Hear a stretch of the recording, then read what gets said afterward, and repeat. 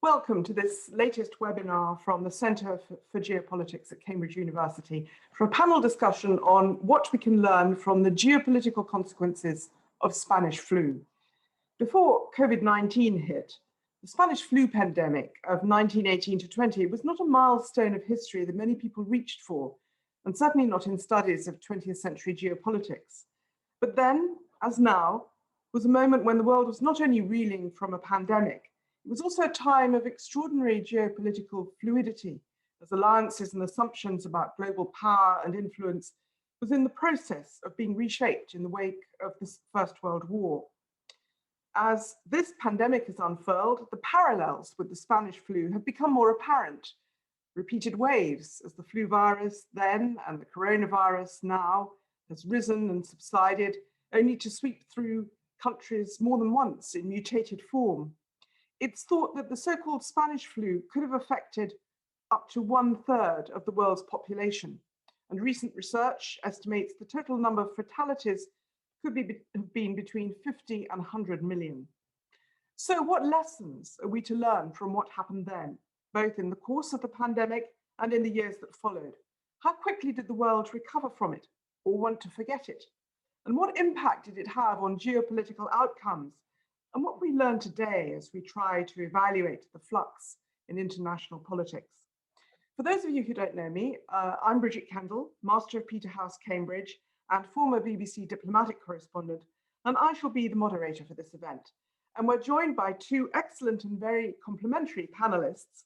Laura Spinney is a science journalist and author. Her latest book is Pale Rider, The Spanish Flu of 1918 and How It Changed the World.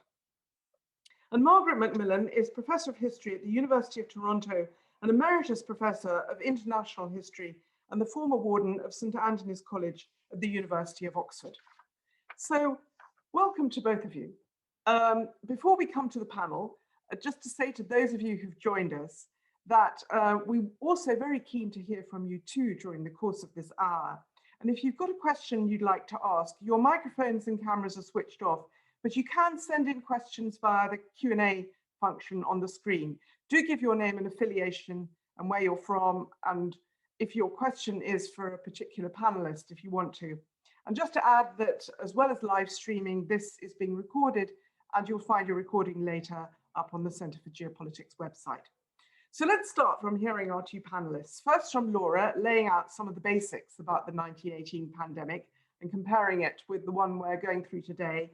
And then to come to Margaret for the wider context, the other things that were happening at the same time, which might have affected and be affected by the Spanish influenza, and to open it up to a broader discussion. So Laura, start us off on the basics, to help us compare the 1918 pandemic with what we're living through today. How did it start, the Spanish flu? How did it spread? How many waves were there? So you'll need to unmute.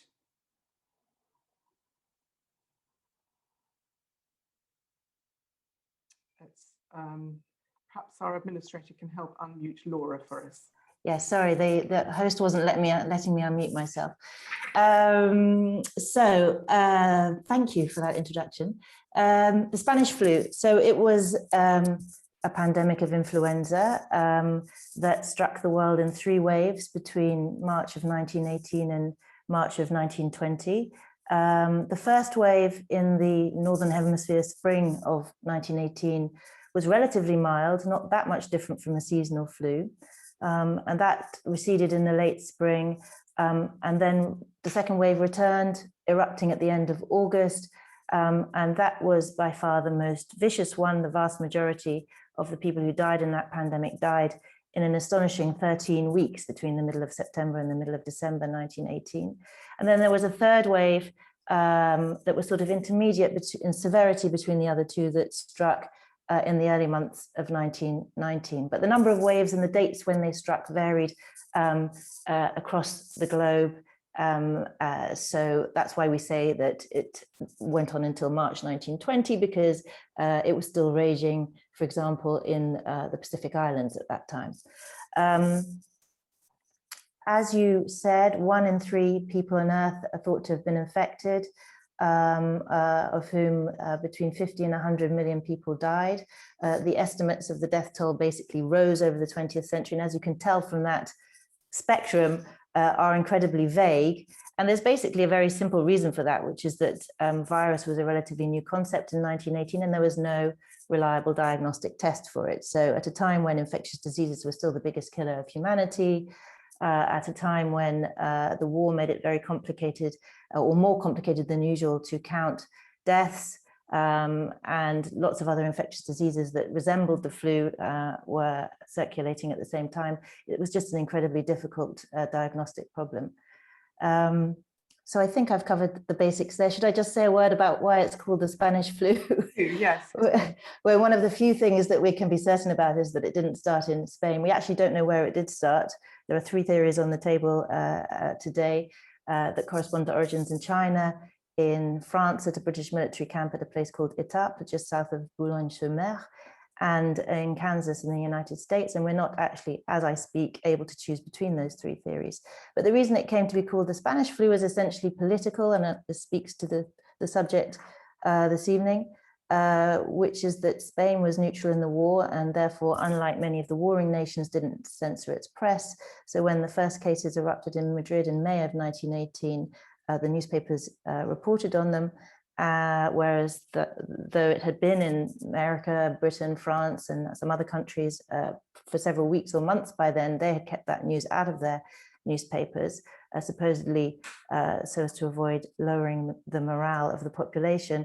And so people in those countries and in Spain and everywhere assumed that it was sort of rippling out from Madrid. And one of those very early cases in Spain included the King of Spain, who went on to recover, but he lent it some visibility, let's say.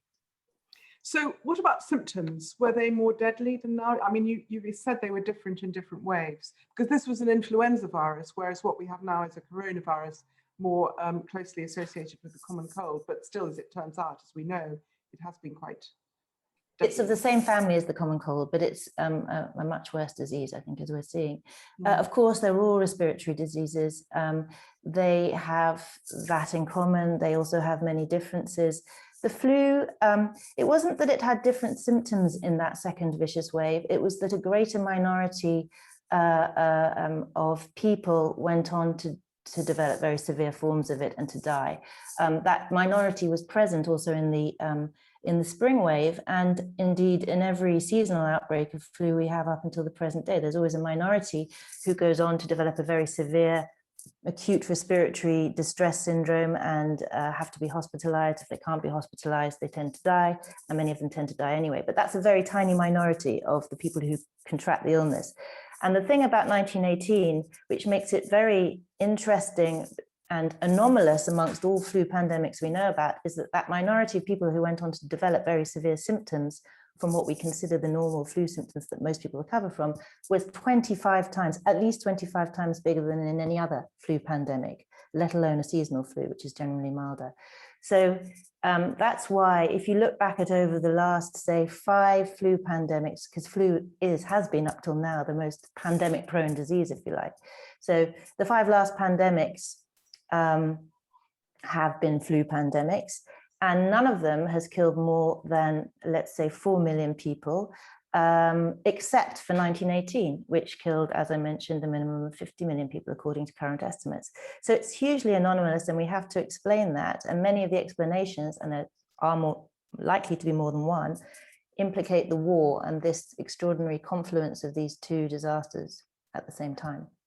It's also the case, isn't it, which is interesting in comparison to today, if I'm right, that it hit people much younger because there were a lot of orphans left, because a lot of parents died, whereas our assumption, which seems a quite logical one, is that it's older people who are weaker or have more compromised health systems anyway, who found themselves more vulnerable to COVID-19.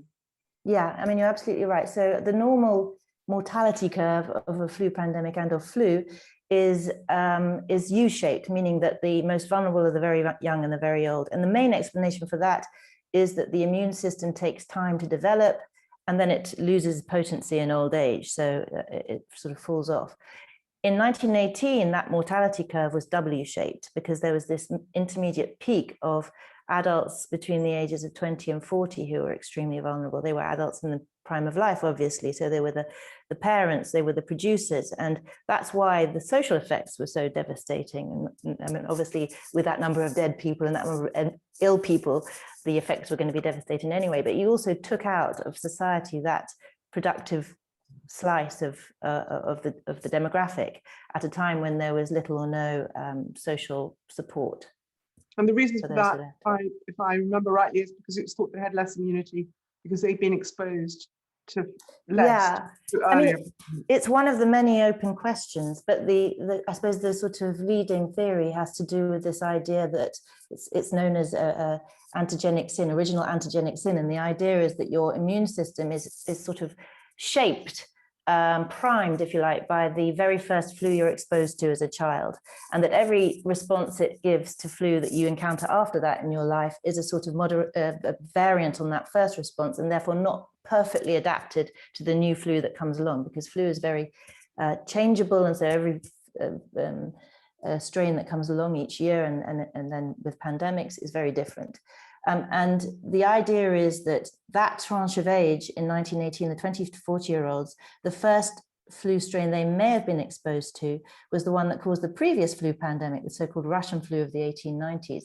And that we think, we don't know, but we think was caused by a subtype of influenza A that goes by the catchy name of H3N8, whereas 1918 was H1N1. These are very different immune provokers of the immune system.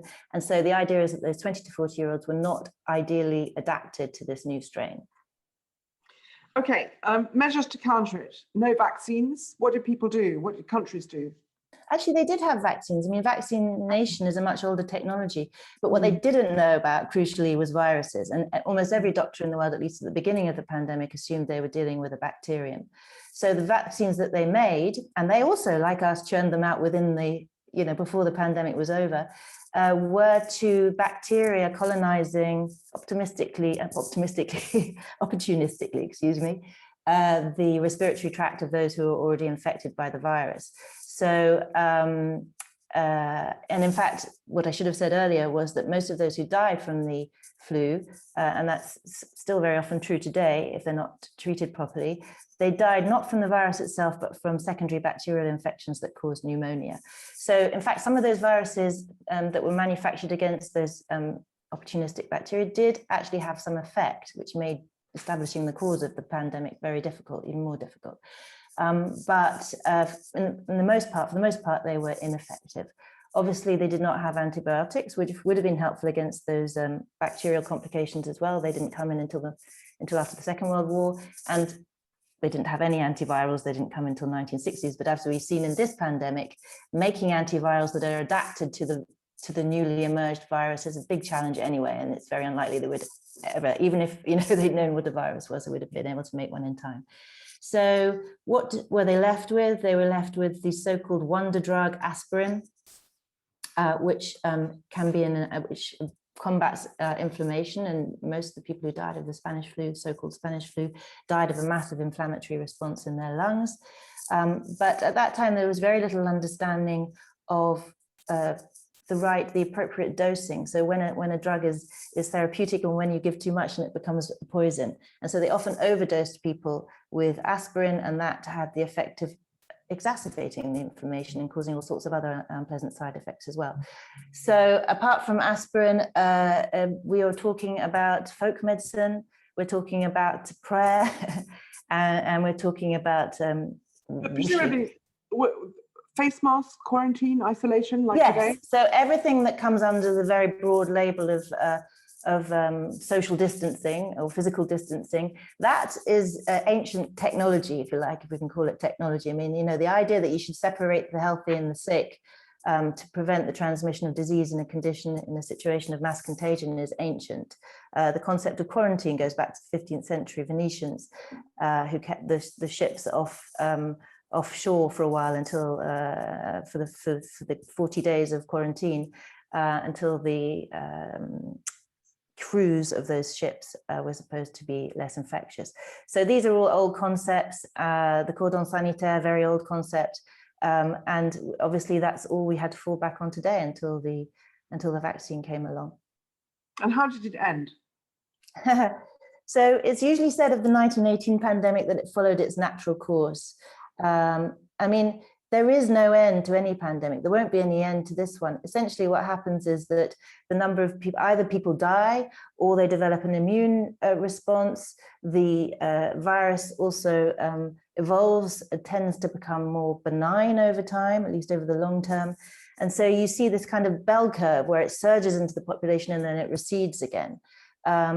And in fact, over the sort of 5-10 years after 1918, you see that happening. There are a few further outbreaks, but they become less severe, less deadly. And eventually, the H1N1 strain that we're talking about becomes a strain that circulates and only causes seasonal outbreaks. And it did so until 1957, until it was ousted from the human population by the new pandemic strain that emerged at that time and caused a flu pandemic in that year. So it's very difficult ever to call the end of a pandemic. But of course, for social, financial, economic, all sorts of other reasons, we have to do so. But it's an arbitrary moment when we do. Let's bring in Margaret now for a slightly broader context. Laura's already mentioned the war and how the First World War probably had an impact on those deaths. So in the intersection with World War I, what are your thoughts on that? I think it's very important, and thank you again for having me, and I was fascinated by what Laura had to say. Sometimes just too many things happen at once, and I think we had slightly that feeling during this recent pandemic, or the one we're still in the middle of. You know, at a time when the world is a complicated place, when there's a growing tension between certain powers, which hasn't helped, I think, in the international response to the pandemic, when you've got a polarization of politics domestically, which has also played out in how people have responded to the pandemic or accepted or rejected measures to combat it. And I think it was very much the same in 1918, but perhaps even more than we're feeling today, because the world was coming out, or was not going to come out until November 1918, of a catastrophic war that was truly a world war. I mean, the war was fought, we tend to think of the war in Europe, but there was also war in the Middle East, there was war in Africa, there was war in the Pacific. And among other things, it brought a great movement of peoples, young peoples around the world. 1 million Indian soldiers came to fight, either in Europe or the Middle East. More than 1 million young Americans were going to come to Europe, Canadians, New Zealanders, and that I think probably helped to transmit it, but I'd love to hear what Laura says about it, because there was such a movement of people around the world, often living in very confined quarters, insanitary quarters, you know, confined on troop ships or in barracks, where they're more likely to catch something if it's going around. And so you have the catastrophic events of the war, the huge international upheaval caused by the war. What you also had was political chaos. Russia had had a revolution in 1917, and the effects of that revolution in Russia were going to develop into a civil war. The effects of that revolution elsewhere were going to be imitated. There was going to be a communist government in Hungary for 6 months. There were attempted communist revolutions in Austria and parts of Germany. Very briefly in Munich, there was a communist government which lasted for a couple of weeks. And so I think there was a sense that the world was teetering on the edge of something pretty awful. It wasn't just the influenza pandemic. And in some ways, I think that's why people didn't single it out as a particularly dreadful thing, because so much else was happening. And in Europe, 3 empires had disappeared. Russia had been an empire. It was splintering in the face of the revolution.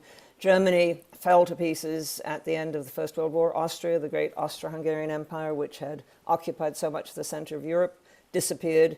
And it was quite clear the Ottoman Empire, which controlled still parts of Europe and so much of the Middle East, was about to disappear as well. And so I think what you had, perhaps even more than today, was those in charge trying to grapple with this whole host of problems which interlock and affect each other.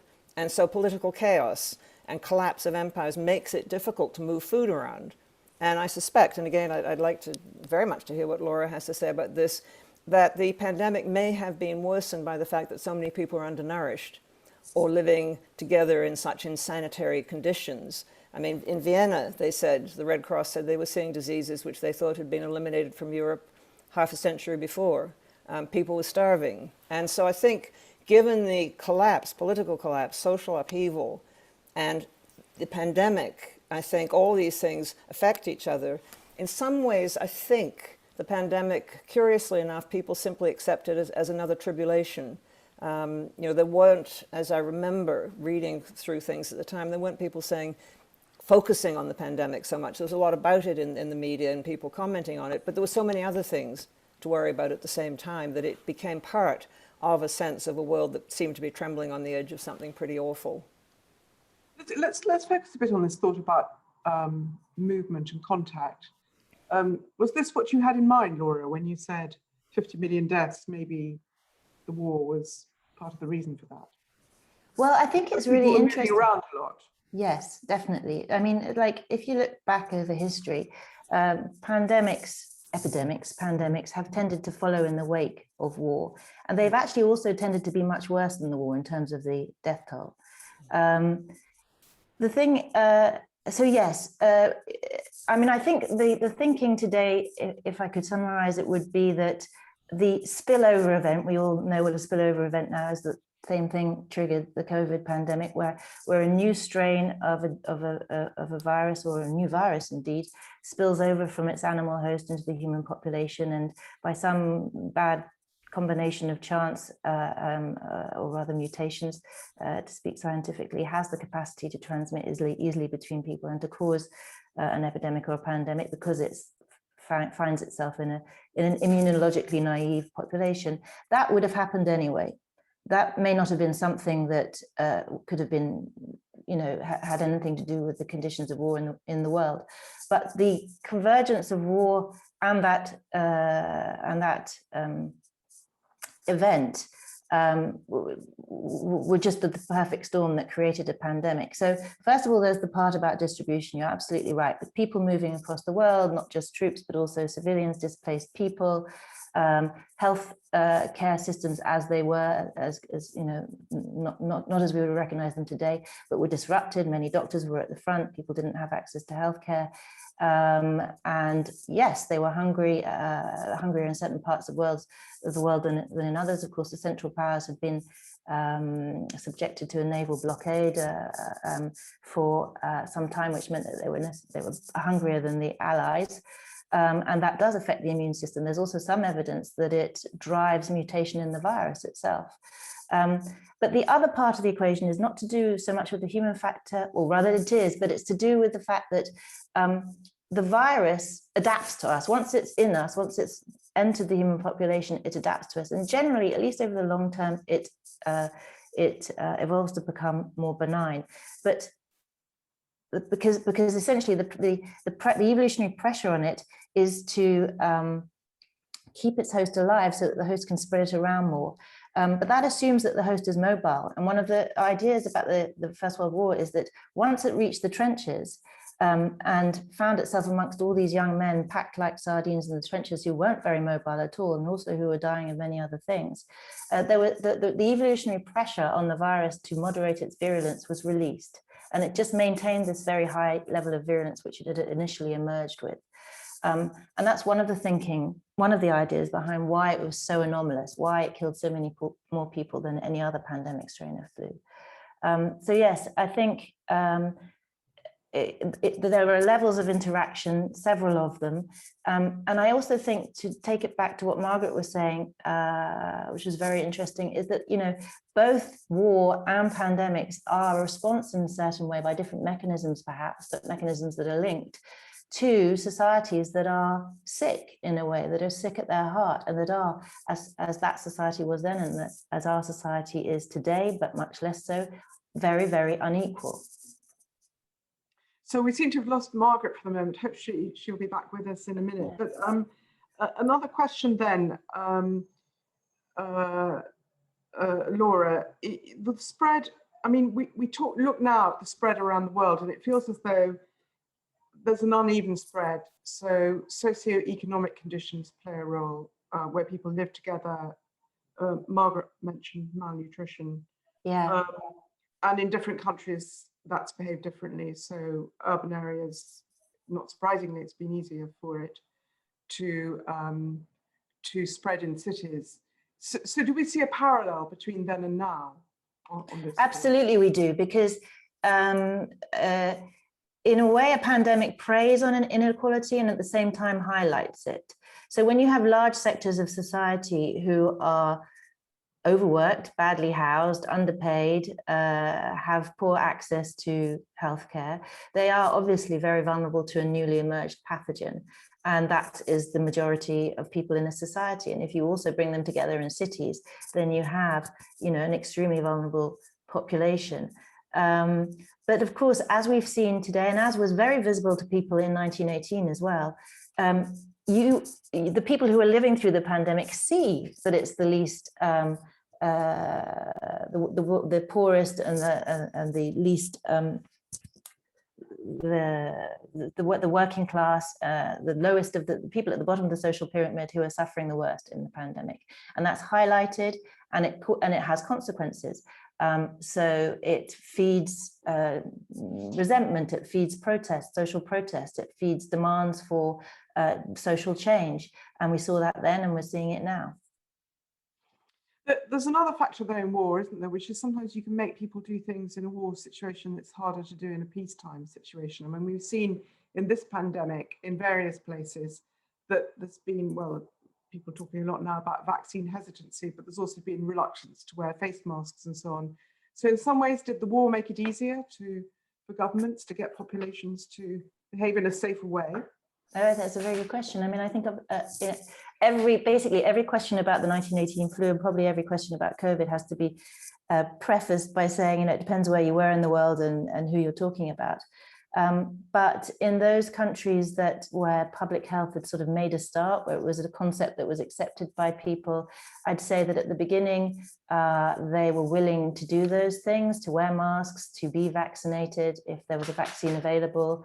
It was a much more paternalistic society. It was wartime, so the messaging was, at least in those countries at war, tangled up with what your patriotic duty was. It was your patriotic duty to wear a mask, for example.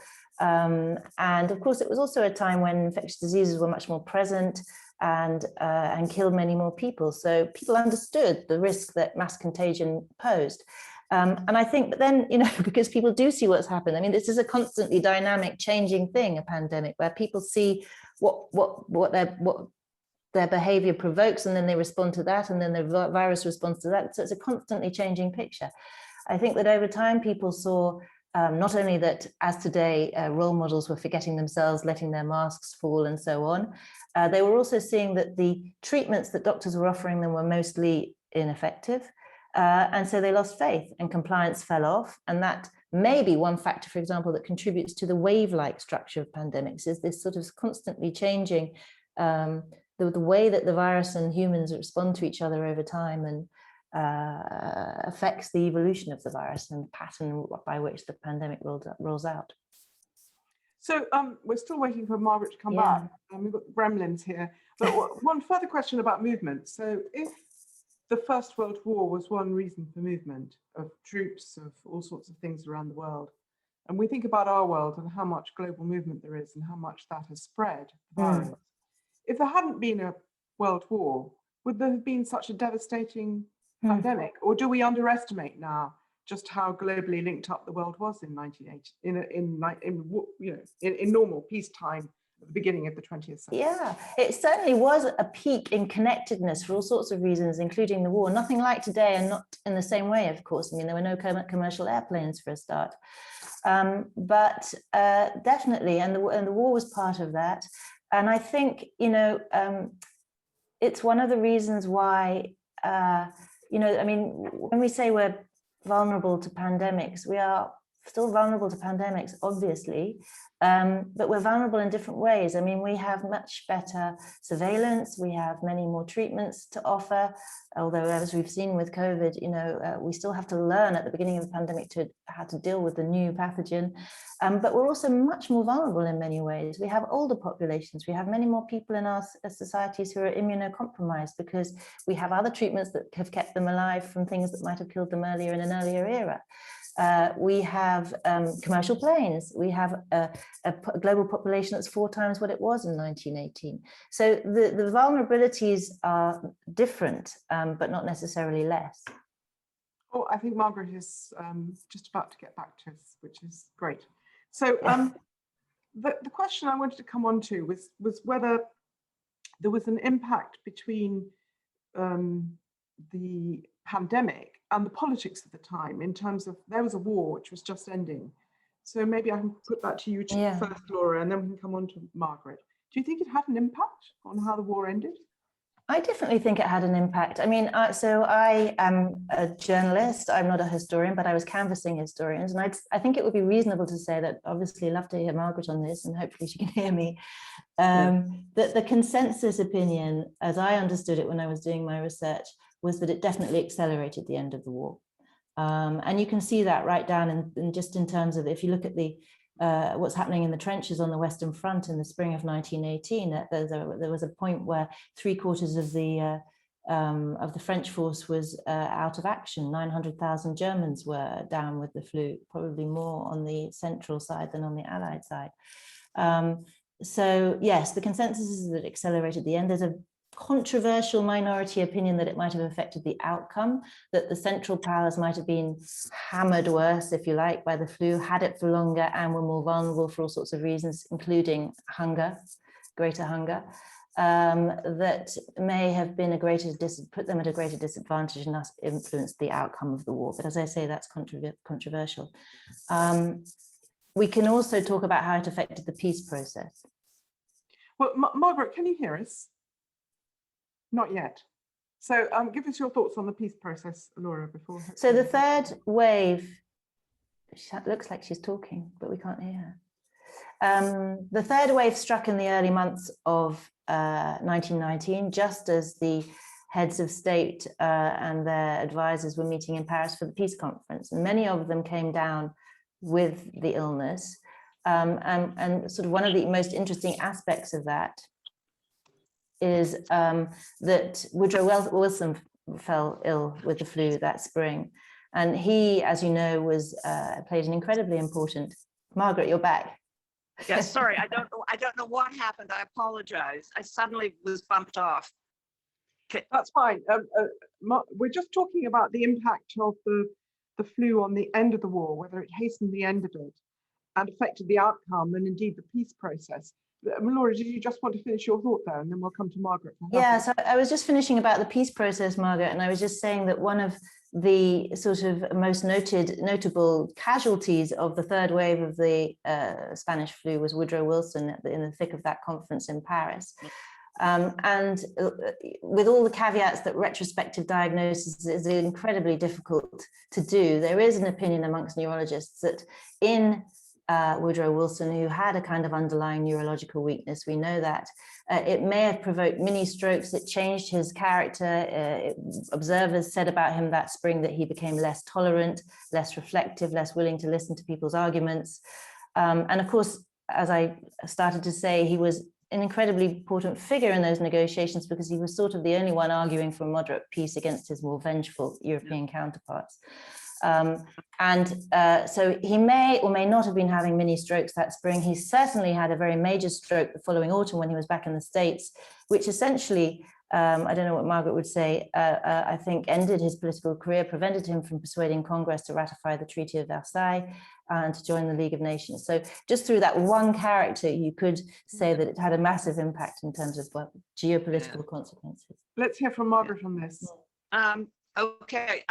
I'm not sure. It's a tricky one, and he had a history of illness, and he had a history of what seems like mini strokes. I mean, there'd been an episode when he was president of Princeton when he'd suddenly lost the sight in one eye, and he had never been that tolerant of opposition and never been that tolerant of others' opinions. I mean, there was a passion throughout his life that if you disagreed with him, he would basically cast you into the outer darkness. And he thought you didn't just disagree with him, he thought there was something wrong with you. He thought there was something evil about you. So if he had the flu, it would only have exacerbated, I think, characteristics or a view which Laura may disagree with, but put forward often by his defenders, that he was the only one there prepared to be tolerant towards Germany. He, in fact, wanted to be quite tough on Germany and really disliked what he called Prussianism. He blamed the Prussia, in particular the Prussian military, the Prussian royal family, which was also the royal family of Germany, for having started the First World War. And so he wasn't inclined to treat Germany that well. And the view, I think, again, put forward by Wilson's defenders that Lloyd George, the British Prime Minister, and Clemenceau, the French Prime Minister, were much more vindictive, I think doesn't really hold up. Lloyd George actually went a long way to try and water down some of this. Prime Minister actually abandoned quite a few of his demands on Germany. So how much, I'm always skeptical of the single explanation. He got the flu, therefore he did certain things, therefore the peace wasn't a good one, therefore we got the Second World War. I think it's more complicated than that. I think what was on their minds much more in Paris was not so much the pandemic, although it was clearly there in the background, just a sense that if they didn't move quickly, they wouldn't be able to impose a peace on Germany because their own armies were shrinking and their navies were shrinking in size with demobilization, people longing to get home, but also that the political situation and the social situation was worsening all over Europe. And so they really had this sense that they had to get a peace as quickly as possible. And I think there was pretty much unanimity that the peace terms that they came up with, and we may regard them as much too harsh, were ones that Germany deserved. And I don't think there was any sense at the time, certainly among the leaders, although there was among people like John Maynard Keynes, that the terms had been too strong. But, you know, it's very difficult with illness. It does contribute. And the presence of the pandemic is sliding into anarchy and something even worse than was already happening. So we've had a question from Dimitri, who's thanked you both for your well-informed and interesting presentations. It's a three-pronged question, actually. But his second question is, did any political agendas of the time actively try to appropriate the pandemic in order to embed and bolster themselves? Did it play into the politics in that way? No, not as it's doing today. You know, today I think the pandemic is playing into both domestic politics and international politics. You know, the attempts,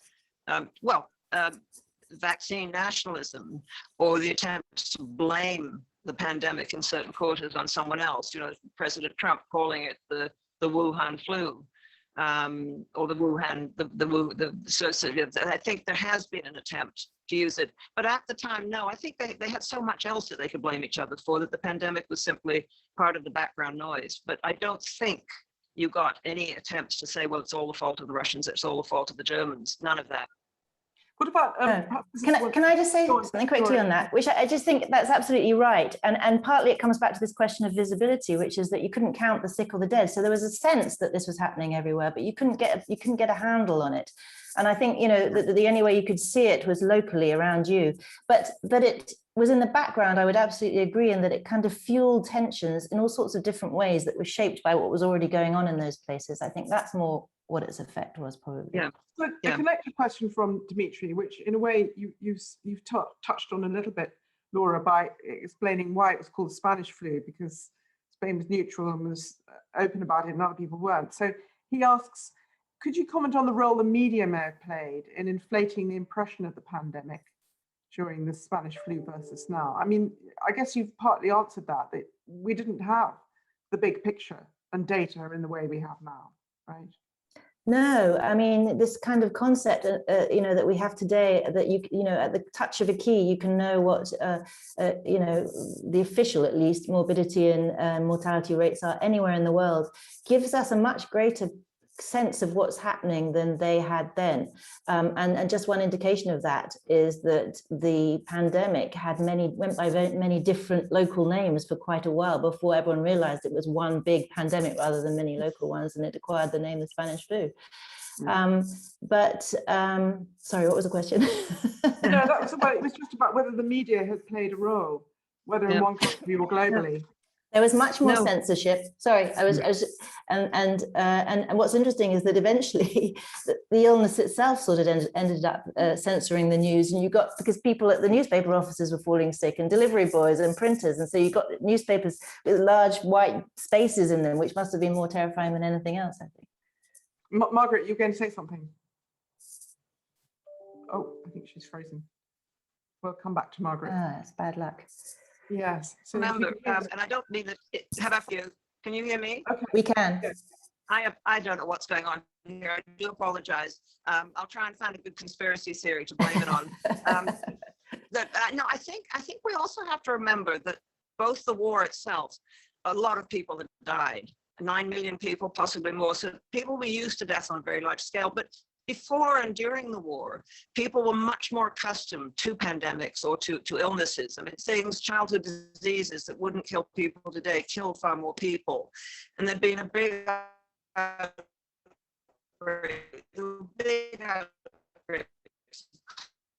or of typhoid, there'd been a big, and so for another pandemic to come along was not, I think, as shocking to people then, and sudden death of even young people wasn't as shocking to people then as it is to us now. I think in a way we've lived in a very fortunate world, particularly those of us living in prosperous countries, in not having to confront the possibilities of death by illness in the same way that people in those days did. And so I think the influenza pandemic was sort of part of a world in which it wasn't unexpected that people would die often in the prime of life. And a lot of women were still dying in childbirth in very prosperous countries. Can I just add something to that? Because I think this is really interesting. So there is a sort of current debate, I think, about, so by the time the 1918 flu erupted, in many parts of the world had just got over a new epidemic of plague. So, for example, in India, the 1918 flu killed an estimated 18 million people, but the plague had killed 10 million people. And I think many historians would say that the plague had a much more profound social, political, and economic impact, for example, on the independence movement on India. But what I think is interesting is that the plague is a slow disease. So it killed 10 million people, but over a number of years. The flu killed many more people in a very short space of time. And I think it's interesting to ask, what is it that makes something memorable or visible? Because clearly it's not sheer numbers, because the flu killed many more people than the war. Is it the speed, the shock, the speed with which it passes? I think that's really interesting, and I don't think we have any answers. I wanted to come on to this, the Spanish flu, because as I said at the beginning, it's not a pandemic, and it's not a historical event that up until coronavirus hit us, that people reached for when they thought about 1918 to 20. And, you know, in most people thinking about the 1920s, certainly in the Western world, they thought about the roaring 20s, not the 20s in the aftermath of a pandemic. So why was it eclipsed in memory? Is it because it was overshadowed by the war, or is it, as you were hinting, Laura, because it was somehow there and gone rather quickly? What do you think? Margaret, would you like to go first? Maybe come to you first on this one. We've lost you for so long. Okay, I think I'm here. I think it's curious, and I don't know why, but I think it's probably there was so much death in so many other ways that it just became part of a fabric of the times. And what I find striking, but I think it certainly is worth more research, is how little it appears in the literature or memoirs of the time. There are few mentions at the Paris Peace Conference. In Harold Nicholson's diaries, I think he says, I saw Mark Sykes, he looked fine, he was dead the next morning. But that's one of the few references to someone actually having the influenza. And when you think of the novels of the 1920s, I mean, I think Hemingway may mention it once, but it's not as central thing in most novels, in most memoirs. We don't have paintings. I don't think, we're now talking about a memorial for COVID, certainly in the United Kingdom.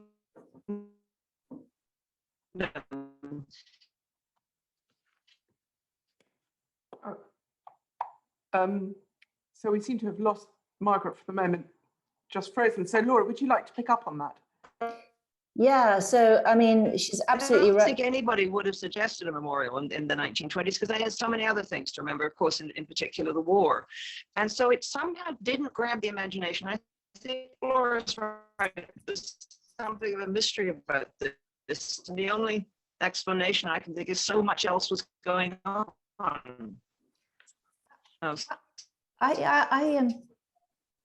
think, Laura, I'm just going to interrupt while you answer. Margaret, may I suggest that you log out and log in again, because we're having a little difficulty hearing you. So Laura, do go ahead. Yes. I mean, she's absolutely right that, I mean, there isn't a monument. So in France, where I live, in the 1920s and 30s, there was a rash of building monuments to the First World War. 170,000 plus, I think, were built, most of which are still standing. But I haven't found a single one to the Spanish flu in this country. So no, there was no monument, and it was shockingly absent from the literature and the art of the time, although there are some notable exceptions. And I think there are lots of reasons. I kind of mused on this a little bit in my book. I think it partly has to do just with that very basic fact that I sort of started out with, that people had no sense of its scale. They didn't have the numbers. And I sort of think of it, I wonder if we should think about it in a longer term. Could it be that it took the whole of the 20th century essentially for us to come to, you know, a reasonable estimate of the death toll of that pandemic, to understand the scale of the catastrophe? And it may be that it's only now we're kind of building a monument, maybe not a physical monument, but a sort of psychological monument where we're talking about it, where it has finally entered into literature and art. Think about, there's one episode of Downton Abbey where the Spanish flu strikes and principal characters die. So I just wonder if there's a different forgetting or memory curve for pandemics and wars, simply because it takes that much longer for us to gather the data. So that's an interesting question. I suppose a lot of us are wondering, as we now are in, we're in the second year of this pandemic. We think, when's it going to end? Well, you've given us some sort of answer to that, Laura, which is it'll decline, but it won't just come to a full stop. But the question is, how will we remember this? Will we also want to switch off and have our own roaring 20s? Or do we live in a different world where, as you've just been saying, Laura, we have more data, we know the scale of this pandemic now, so that we can encompass the edges of it much more than people could in 1918 to 1920. What do you think, Margaret? It depends what happens next, I think. I think certainly at the moment we're thinking a lot about it. There's a lot being written about it, whether people will create novels, works of art about it. I think depends a bit what happens in the next 2 or 3 years. If it is successfully dealt with, there will be, I think, something about it, because I think it's shocked us in a way in which it didn't shock people at the time. But I really do think it depends what happens next in the world, how people regard this particular pandemic. Because there is a psychological factor when you have trauma like this. I'm thinking of recoveries from earthquakes and volcanoes. You know, people still live in California, even though 100 years ago, if they remembered what happened in San Francisco, they might, or whenever it was, the big earthquake in San Francisco, they might think again about that. But people want to put these catastrophic events behind them and live for the next day, don't they? And yet they remember wars. Economic recovery as well. Yeah. Yeah. And yet they remember wars. They remember wars and they commemorate them and they talk about them in literature. It's very strange. It's interesting. I think it's something to do with storytelling and the fact that we like stories that are linear, that have a beginning, a middle, and end, that have heroes and villains and maybe a little bit of myth and magic thrown in. And pandemics have none of that. It may depend where you are too, because, you know, in Russia, they don't think about the First World War very much because it's not an important war for them. They think about the Great Patriotic War of the Second World War. We may also get used to living with pandemics. I mean, we haven't had one that we've had to adjust to. And I think Laura said early on, it's not going to disappear, COVID-19. It will attenuate, but we will still have it. And I think where it's remembered and how, I think will be very interesting. And I think also it sometimes matters who wants to remember it. You know, in certain countries, we have very well organized lobby groups who want to remember things. In other countries, they want to forget about it. So I think there'll be a mix of responses around the world. I may be totally wrong, but that's what I'm imagining at the moment. That's absolutely true. I mean, even the remembering is political. So in 1918, there was a huge and powerful constituency, that is the scientists and the doctors, who were quite keen to forget their humiliation and their failure in the face of that disease. So, you know, that was one powerful force for forgetting. There's a really interesting debate going on in sort of memory studies circles at the moment about whether this pandemic will buck the trend, because it's the first major pandemic to post-date the sort of internet revolution. The 2009 flu one did, but it wasn't a very serious pandemic in the grand scheme of things. And this one, the idea is that because we've had so much access to information from the beginning, you know, anybody who has internet access across the world, although that, of course, also is a source of inequality, that we may perhaps form a better memory of it than we have in the past. And I think it'll be a really interesting test case because if that doesn't happen, then I think we'll be forced to conclude that it's something inherent, something about the nature of pandemics that makes them forgettable, rather than just a lack of information. So I think it's going to be really interesting to see what happens. We've had a question from Peter Taylor in the University of Bologna. This is taking us back really to the First World War and the politics of the time rather than the pandemic. It's for you, Margaret. Did the victorious powers consider the possibility of lifting the naval embargo on Germany on account of the effects of the pandemic, the effects the pandemic was having in that country? I'm referring to the period between the armistice and the peace conference. Not so much because of the pandemic, I think, but they did consider lifting it because of the reports they were getting from Germany that children, for example, were starving, and that illness was, with the type of illness that has a terrific impact on people who are starving, was affecting Germany. And I think there were people, Lloyd George, for example, had reports from journalists who'd been into Germany and seen for themselves what was happening. There was a whole debate about whether to lift it or not. And as you know, it's very controversial, and you could argue that the British prolonged it. It was really a British embargo because they had the naval power, main naval power. They prolonged it for much too long. The argument made by a lot of people in the British government is if we lift the embargo too soon, we'll have nothing to negotiate with Germany about. And there was also an argument about over the ships that would carry food to Germany. And the German ship owners were very reluctant to have their ships leave Germany because they were afraid, with some reason, that the Allies would try and seize them. And so there was, I think, a very unedifying dispute over how would Germany pay for it, what about the German ships, and also about the sort of pressure that could be exerted on Germany. But I think it was more the effects, the very visible effects of starvation in Germany, and the sort of illnesses associated with starvation than the pandemic itself. Because there were many other epidemics raging in Europe at that time, not just flu. There was typhoid and TB and all the things that prey on people who are hungry and stressed. Yeah. And lack of medicine, lack of transportation. I mean, it wasn't just the shipping.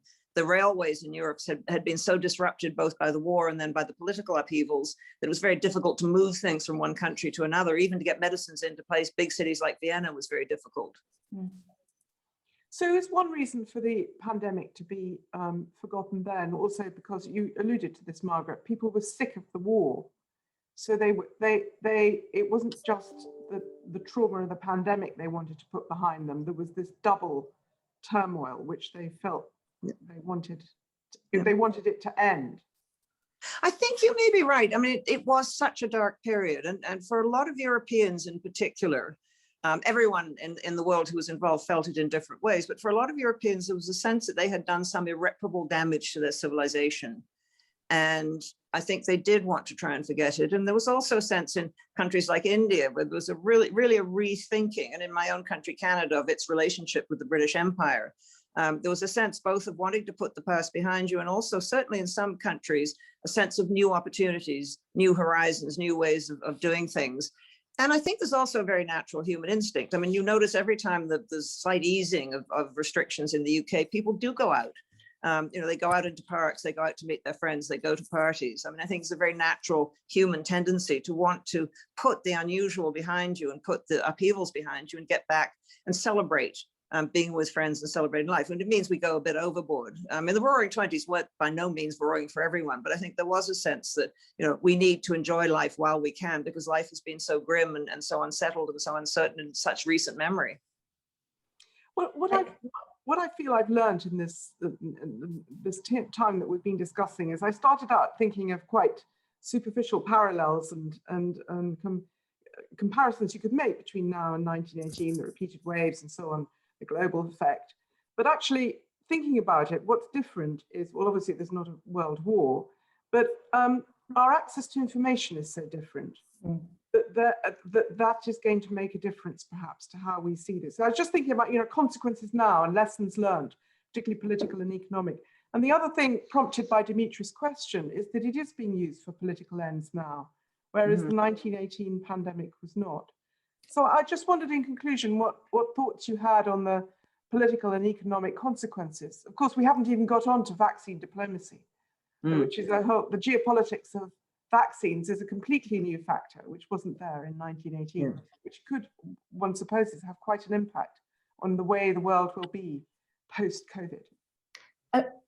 can I mean, I'll kick us off and maybe Margaret can finish. I don't know if we're running out of time, but I was speaking to Thomas Piketty about this last year, and I thought he had some really interesting ideas, which is that the sort of ideology, the reigning ideology in the place where the epidemic falls, shapes the response to it, which means there isn't one response.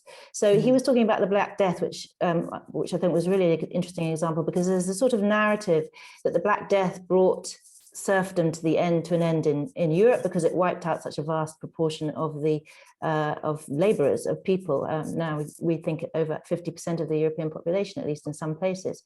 And his point was, so the idea is that the ones who remained were better able to now negotiate new status for themselves and more rights. And his point was that happened in some places, but in others, landowners actually had more motivation to coerce labor, just precisely because it was in such short supply. So you've got these different responses. And I think because you mentioned vaccine diplomacy, I think it's a really interesting parallel today where, although of course not nearly as bad, you can see movements to sort of bring vaccine manufacturing home, to become a bit more nationalistic and isolationist about it, but also movements to become more cooperative and collaborative. So there's talk, for example, in the EU to create new mechanisms for sharing research and sharing procurement of vaccines in a future pandemic. And so I think we're going to see both responses, and not just in vaccines, in sort of every domain of pandemic preparedness, for example. Yeah. Yeah, no, I think you're absolutely right. And I think our responses all the way through have been often driven by our own political and social institutions and our own values. And federal states have tended, well, sometimes to do worse than unitary states. It depends. But I mean, I think if you look at the vast differences in countries like Canada and the United States and different parts of the countries about how authorities have dealt with the pandemic, it has shown, I think, both the flexibility of federalism, but also sometimes its difficulties. What we haven't also talked about, but I think you mentioned the Black Death, in the range of responses, of course, there are also the conspiracy theories, and we're seeing those as well. I mean, we've seen examples of cooperation, we've seen examples of altruism. In the Black Death, they had people who volunteered to go out and pick up the bodies of those who died, knowing that they might well get the Black Death themselves. But we also saw in the 14th century, the conspiracy theories that it was the Jews, or it was the Muslims, or it was people who didn't look like you, or it was the gypsies. And we're seeing, of course, the same thing today. And I think you're right, there's no unitary response to this. There's a whole range of responses, and those are often affected by that particular society and that particular set of values. So to say broadly that it's going to lead to more localism and therefore a threat to the unity of countries, for example. I mean, think of the rise of small states. It was in the wake of the First World War in the 1920s. Yeah, that's probably a glib assumption.